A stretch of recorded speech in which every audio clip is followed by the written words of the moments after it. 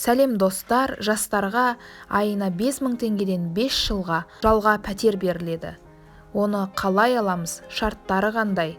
Осыны білгіңіз келсе, бұл видеоны соңына дейін көріп, маған тіркеліп, лайк басуды ұмытпаңыздар. Ал ендеше кеттік.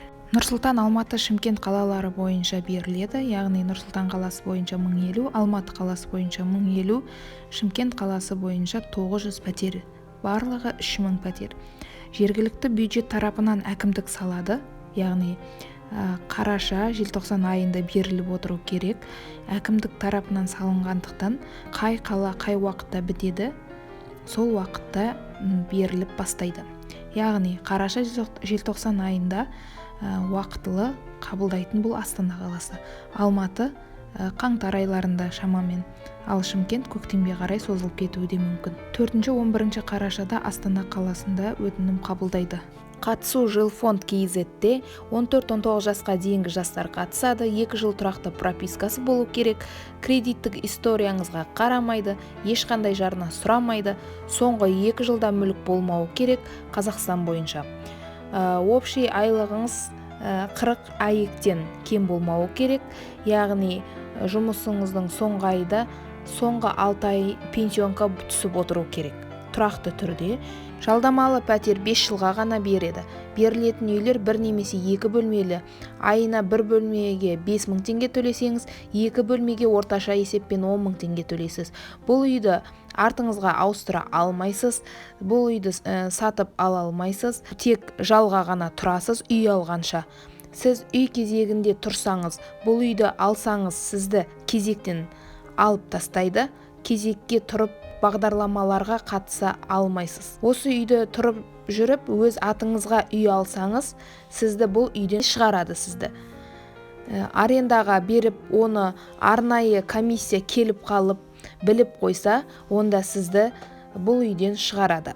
Қатысу үшін сіз ең алдымен бал жинайсыз. Ең көп жинаған бал, мысалы, барлығы Астана бойынша 1050 пәтер берілсе, бұған 3000 адам қатысса, ең басында тұрған көп бал жинаған 1050 адам ғана өтеді.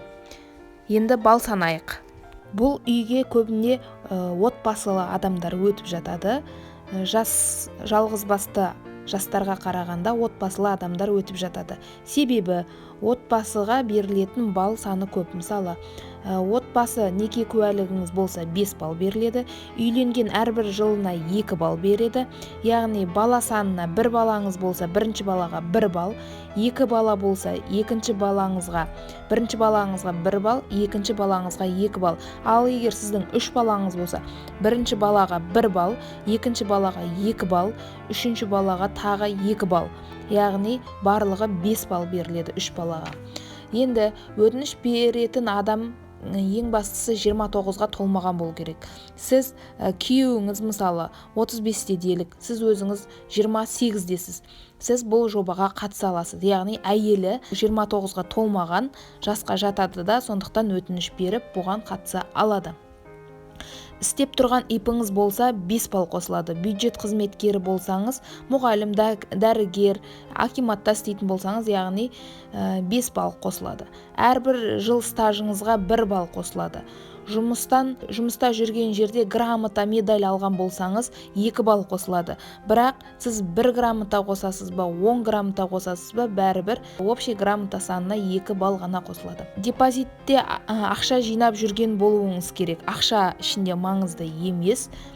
Ол Жилстрой отбасы банк болуы маңызды емес. Кез келген банктың депозитінен сіз жинап отырған болуыңыз керек. Сол депозитке 2 бал, депозитіміз болса 2 бал беріледі. Сұранысқа ие 100 мамандық болса, яғни сол мамандықтардың ішінде сіздің мамандығыңыз болса, яғни 10 бал беріледі. Бұл сұранысқа ие 100 мамандықты сіз еңбек.kz-тен немесе Google-дан қарай аласыз тізімін. 2 адам бірдей бал жинап қалса, бір орынға таласса, яғни 1050-ші адам деліге, екеуі бірдей бал жинап тұр, кім өтеді? Заявканы кім бірінші берді? Мысалы, 11-15-те бірінші адам берсе, екіншісі 11-16-да берсе, яғни 11-15-те берген адам бірінші өтеді. Кім уақыттан бірінші берді, сол өтеді. Бүкіл документті скан вариантта өткізу керек. Өтініш берген адам ЭЦП кілті керек болады. Тыңдағандарыңызға рахмет. Маған тіркеліп лайк басуды ұмытпаңыздар. Алда пайдалы видеолар көп болады. Сау, саламатта болыңыздар.